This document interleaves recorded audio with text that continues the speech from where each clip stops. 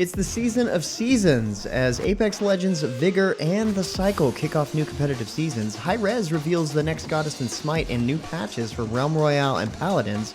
Battle Breakers finally introduces PvP, and we've even got Deadmau5 to wrap things up. To the limit. What's good, everyone? James Blonde here with your weekly recap for gaming news and announcements for the week of February 7th, 2020. And starting out, I wanted to thank everyone who takes the time almost each week to ask how my son is doing. He's doing fantastic. He's growing and learning super quick. It's actually hard to believe that he just turned 3 years old a couple of days ago on the 5th. So thanks again, guys, for thinking about us so often. Moving on to the gaming news, Season 4 is now live for Apex Legends, and there's a lot of changes to go over. First up is the deadly new legend, Revenant, who definitely has a General Grievous vibe going on. I like it. Revenant's passive lets him move faster and crouch walk and scale walls higher than normal, but his ultimate, Death Totem, protects players from death, returning them to the totem with limited health. There's also a few major changes to the game map, with a new planet harvester located prominently in the center of World's Edge, a fissure going through Capital City, splitting it into two separate zones that also has a functioning updraft, and the small survey camp, which includes weapon racks with guaranteed weapon spawns. And then there's the Sentinel, a bolt-action sniper rifle which can use its shield battery to energize its shots to deal massive damage to shields. All that kicks off Ranked Series 3, so it's without a doubt an exciting time to play this competitive shooter. On a slightly similar note, Xbox One exclusive Vigor also kicked off a new season this week. Say goodbye to Preppers and welcome the Hunters season. One key addition in this season is the crossbow weapon and the return of the Mosin Nag-On rifle. Two new tools, the Fake Glint and the Portable Signal Detector, are also added in this season, along with a camouflaged hunter uniform. The Vigor team has also lowered the cost of all the items in the store to make them more accessible, simplified the bullet penetration system, and applied many other balance changes and fixes. Likewise, Season 2 just landed a few days ago for The Cycle. Season 2 Crescent Falls, as it's called, sports a new map of the same name, new Fortuna Pass, new archetypes, and tons of customization for your character, grav bike, and drop pod. The two new archetypes are the Troublemaker and the Korolev Paladin, who both offer up some nice looking aesthetics, and besides these new options, you also have tons of new customization items for old archetypes, like new coatings and skins for your weapons, new banners, emotes, not to mention new and different melee weapons altogether. The video you see playing here does a pretty good job at showcasing the new content, although you could check the link in the description below to get all the details. Next up, a quick update showed up for old school RuneScape this past week in the form of a new group boss, the Nightmare of Ashihama. The name alone sounds pretty menacing. This boss is actually unique to old school RuneScape and has a co-op focus, supporting up to 80 players attacking it at once.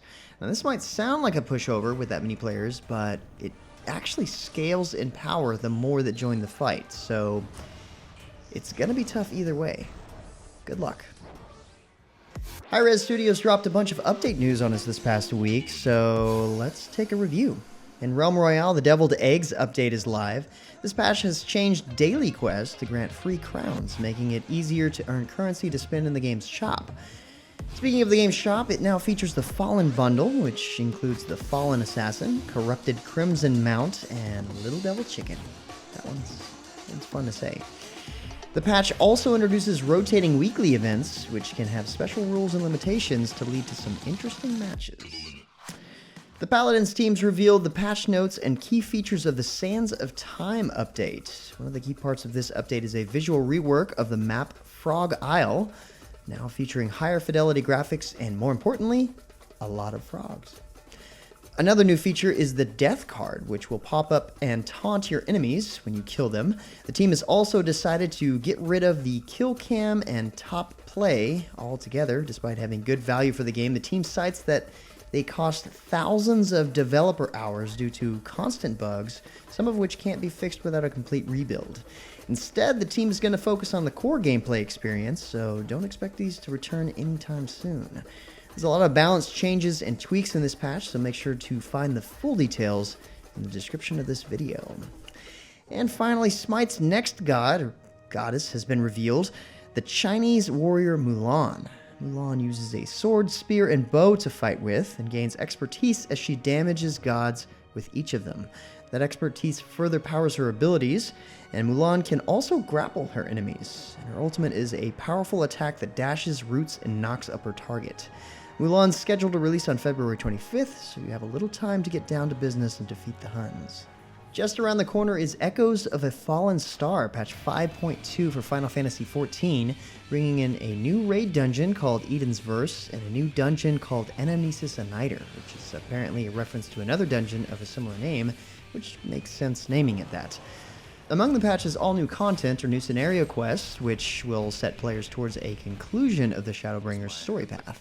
The patch also adds new series of equipment enhancement quests and a new trial, the Ruby Weapon, which sees players take on the weapon in normal and extreme difficulties. All this and plenty more in patch 5.2, which is set to release on February 18th. Crossout isn't in the news much these days, but this week they're back with a hot new event, Return of the Founders. This introduces the new Founders faction, rebels who refuse to lay down their arms and have a certain Mad Max flair. There's a ton of new parts and weapons to unlock in this 75 level event, including the Omnibox cabin, a nail gun, laser drill, and plasma cutter, and more. Thankfully, the event lasts until April 23rd, and you'll get to keep access to the blueprints for anything you unlock, so you'll have plenty of time to work on collecting some badass gear. Epic Games is nudging its long-delayed Battle Breakers back into the spotlight with a new update for February that finally introduces PvP. Yes, finally, after beating Stage 2-1, players can duel each other in asynchronous PvP. You can spar with your friends for practice, bragging rights, but the real meat is in battling other random players, which will give you Battle Pass XP and other rewards. To go alongside this, the game's added a new Dark Generals Battle Pass, so it's time to train up your team and head into the arena.